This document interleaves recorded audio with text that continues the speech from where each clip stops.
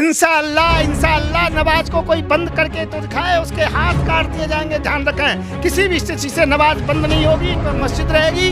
उस मस्जिद को कयामत की बात छोड़ो, कयामत के बाद में भी कोई हाथ नहीं लगा पाएगा। ज्ञानवापी की बात कर रहे हैं? हाँ, मैं ज्ञानवापी की बात कर रहा हूँ। हिंदू संगठन कर रहा है कि अब वहाँ पे शिवलिंग निकल गया है तो हमें हवाले करो, पूजा पाठ शुरू कर दो। मैं ये कह रहा हूँ, नहीं निकला है, नहीं निकला है, नहीं निकला है। वहाँ पर फुआरा है, फुआरा है, फुआरा है। वहाँ पर शिवलिंग के अंतर्गत में कहीं छेद होता है? नहीं होता है। और फुआरे के नीचे जो पत्थर होता है वो शिवलिंग जैसी शेप का होता है कि हर स्थिति के अंतर्गत में दूसरी अयोध्या नहीं होने देंगे।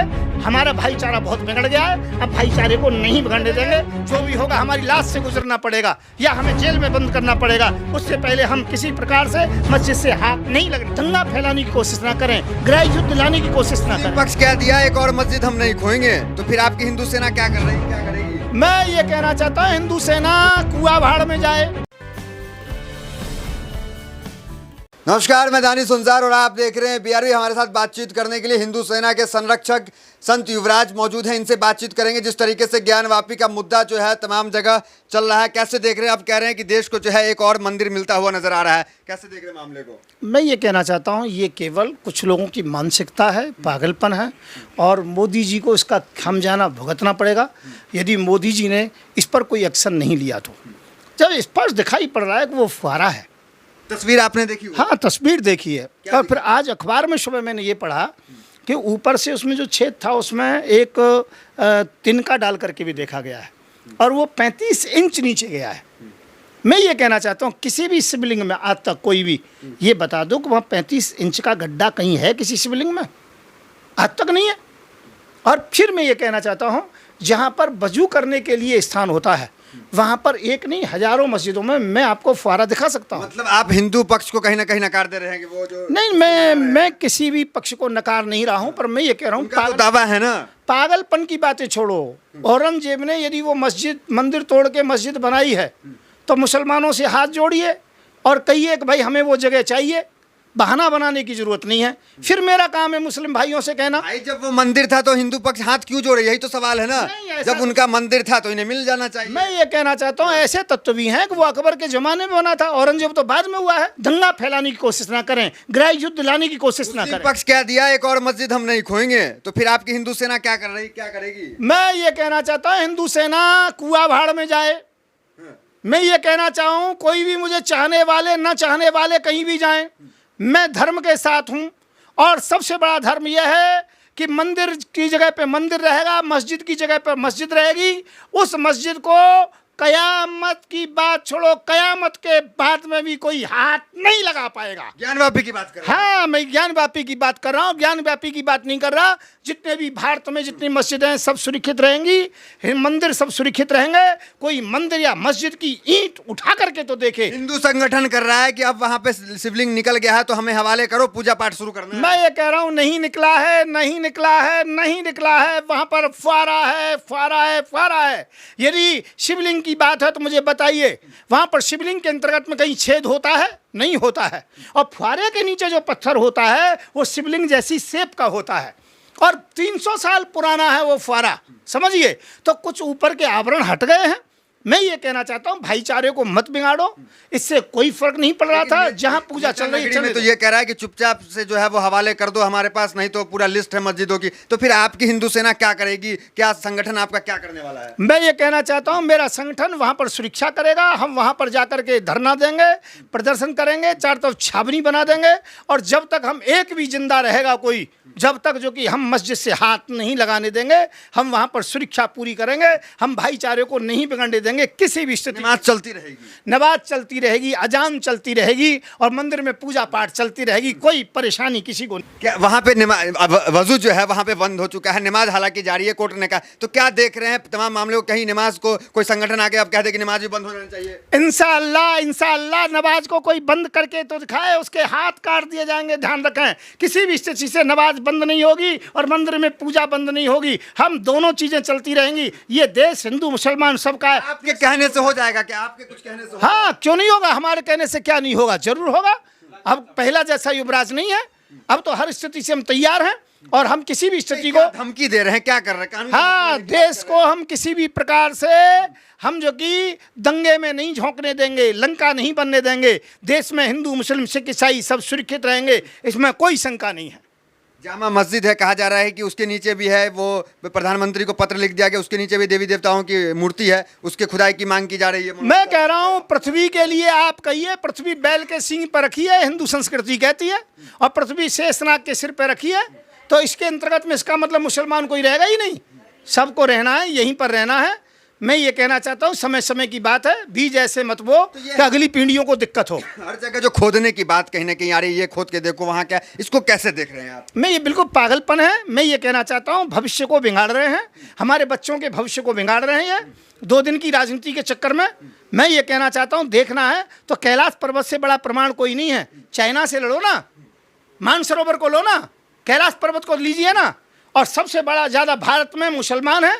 मेरी जी मक्का मेरे भारत के मुसलमानों के लिए चाहिए ना, उसका गलियारा बनाओ, रास्ता बनाओ, चाहे कितने भी देश आते हो, जो काम करने का उसे नहीं करते हैं, बकवास करते हैं, बेकार की बातें करते हो। हम अब ऐसा नहीं होने देंगे।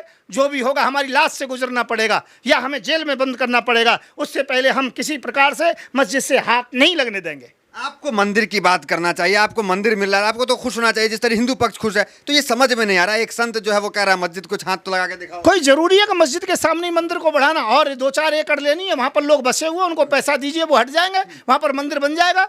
मुसलमानों से टकराना कोई जरूरी है क्या?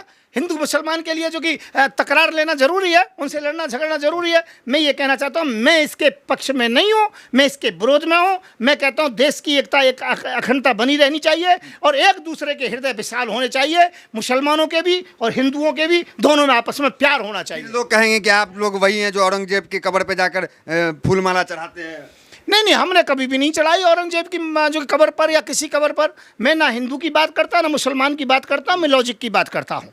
मैं ये इतनी लॉजिक की बात करता हूँ, कोई यदि औरंगजेब की जो कि उस पर जो समाधि पर यदि फूल चढ़ाने से देश में एकता अखंडता होती चढ़ा देंगे, और नहीं तो कोई ज़रूरत नहीं है। मैं ये कहना चाहता हूँ, जिसके इतिहास में गड़बड़ी है वहाँ पर हम मत्था नहीं टेकेंगे, पर आज का जो मुसलमान है उसे हम अपने हृदय से लगाएंगे, उसको किसी प्रकार से परेशान नहीं होने देंगे। तो वही तो कह रहे हैं कि हिंदू पक्ष के साथ आप क्यों नहीं जा रहे हैं? हिंदू सेना चलाते हैं, संत हैं, काफ़ी नाम है आपका, हिंदू हृदय सम्राट भी कहे जाते हैं, फिर आप हिंदू पक्ष के साथ? मैं ये कहना चाहता हूँ, हिंदू और मुसलमान दोनों को बचाने की बात कर रहा हूँ मैं।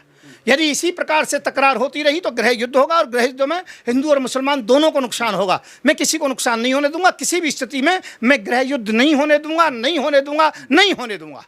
क्या लग रहा है इसके पीछे जो तमाम खोदने वाली मुद्दे चल रहे हैं, क्या इसके पीछे कुछ राजनीतिक लाभ है, लालच है? केवल हाथ किसका लग रहा है? 2024 की तैयारी है। जो 2024 में प्रधानमंत्री बनने का स्वप्न देख रहा है वो खुदाई करवा रहा है, सीधी सी बात है। और कौन करा रहा है ये दुनिया जानती है अच्छी प्रकार से।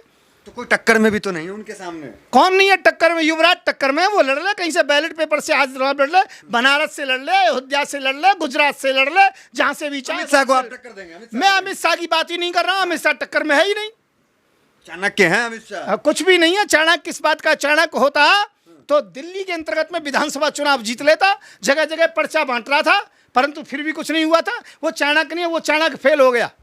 ये बार बार कहा जा रहा है काशी मथुरा जारी है, ताजमहल की भी बारी है। मैं कह रहा हूं बिल्कुल गलत कह रहे हैं, हम उसको स्वीकार नहीं करते। ये प्रोपगंडा कल मोदी जी करा रहे हैं, मोदी जी करा रहे हैं, मोदी जी करा रहे हैं, मोदी जी तक क्यों पहुंच जाते हैं? संघ हिंदू संगठन कर रहा है, मोदी जी कहाँ? मेरा झगड़ा केवल मोदी जी से है और किसी से नहीं है। मोदी जी लड़ रहे हैं, कहीं भी चुनाव लड़ लें, जमानत जब्त करा दूंगा, बैलेट पेपर से चुनाव करा लें। अभी तो चुनाव आप हार गए। मैं कह रहा हूं मैं चुनाव लड़ा ही नहीं। अच्छा। क्योंकि नामांकन पत्र भरा, समाजवादी पार्टी को मैंने दे दिया था समर्थन, अब किसी को समर्थन नहीं दूंगा, अब तो डायरेक्ट चुनाव लड़ूंगा मोदी जी के सामने। क्या देख रहे हैं ज्ञानवापी का आगे भविष्य क्या देख रहे हैं? क्या लगता है कोर्ट जो है हिंदू पक्ष के को दे देगा? ये कुछ नहीं है, मुझे कि हिंदुओं को भुनाने वाला मामला है, ऐसा कुछ नहीं होगा। ना कोर्ट कुछ दे रहा है, अभी तो हाई कोर्ट है, सुप्रीम कोर्ट है, और हमारी विश्व स्तर की जो कि कोर्ट है, ये तो कोर्ट में काम चलता रहेगा। अब तो केवल ये 2024 कैसे भी निकालना है। अब यहाँ का कह देंगे केस चल गया है, फिर मथुरा में जाकर कह देंगे मचबूतरा मिल गया है, फिर केस चल गया। अब तोड़ा फोड़ी का चक्कर नहीं होगा, जब तक हम बैठे तोड़ा फोड़ी नहीं होगी। आप क्या करेंगे? क्या करेंगे? आप क्या करेंगे ये बताएं। मैं ये कहना चाहता हूँ हम सुप्रीम कोर्ट में जाएंगे, हाई कोर्ट में जाएंगे, और की चलेगा के साथ जाएंगे, अमेरिका में जाना पड़ेगा। नहीं, निष्पक्ष जांच के लिए जाएंगे। अच्छा। निष्पक्ष जांच के लिए। तो शिवलिंग तो निकल, मैं कह रहा हूँ शिवलिंग नहीं है, शिवलिंग नहीं है, शिवलिंग नहीं है। यदि शिवलिंग है तो विशाल मंदिर मुस्लिम भाई वहां बना के देंगे। मैं मुसलमानों की तरफ से गारंटी ले रहा हूं, और वहां पर यदि फवारा है तो ये मस्जिद ऐसे ही रहेगी। एक ईंट हटा करके तो दिखा दो, यदि दम है किसी में, चाहे वो मोदी हो चाहे कोई भी हो, सामने ऐलान कर रहा हूं। मैं ये कहना चाहता हूं वहां पर हिंदू सेना से लड़ पाइएगा? मैं सबसे लड़ूंगा, कोई दिक्कत नहीं है, हर तरीके से लड़ेंगे। सब लोग हमारे हैं, कोई परेशानी नहीं। बनारस है? हाँ, कोई दिक्कत नहीं, इसमें क्या दिक्कत है, कोई परेशानी नहीं है। परंतु इतना जरूर है कि हम यही कहना चाहेंगे, देश में एकता अखंडता होनी चाहिए। हिंदू मुस्लिम सिख ईसाई सबको प्यार से रहना है। अब ये गृह युद्ध जैसी पोजीशन ना बनाए, किसी प्रकार से खून खराबा नहीं होना चाहिए। मंदिर अपनी जगह हो, मस्जिद अपनी जगह हो। केवल महंगाई को रोको, बेरोजगारी को रोको, अच्छे काम करो मोदी जी। यदि वहाँ शिवलिंग निकली है तो मैं स्वागत करूँगा, मुसलमान स्वागत करेगा, पूरा विश्व स्वागत करेगा, और वहाँ पर भव्य मंदिर बनाया जाएगा। और यदि वो फवारा है तो एक ईंट भी हटा दी गई तो इसका परिणाम भुगतने को तैयार रहें। मोदी जी आपको चैलेंज कर रहा है। और मैं ये कहना चाहता हूँ कि हर स्थिति के अंतर्गत में दूसरी अयोध्या नहीं होने देंगे। हमारा भाईचारा बहुत बिगड़ गया है, अब भाईचारे को नहीं बिगड़ने देंगे। भाईचारा हमारा यूं कि मुस्लिम भाई अपनी पूजा करें, अर्चना करें, अर्थात नमाज अदा करें। ज्ञानवापी तो हाथ से निकलता दिख रहा है, जिस तरह से सबूतें आ रही हैं। नहीं नहीं, अभी ऐसा नहीं, अभी तो केवल ये फड़फड़ाहट है, बाकी ऐसा कुछ नहीं है। ये सब चैप्टर 2-4-6 दिन में सब समाप्त हो जाएगा। तो ये संत युवराज थे जो हिंदू सेना चलाते हैं और बीजेपी पार्टी भी ये चलाते हैं। बड़ी बेबाकी से तमाम सवालों का जवाब दे रहे थे। तो फिलहाल वीडियो में इतना ही, मिलते हैं अगली वीडियोस में, बने रहे हमारे साथ। बहुत बहुत धन्यवाद।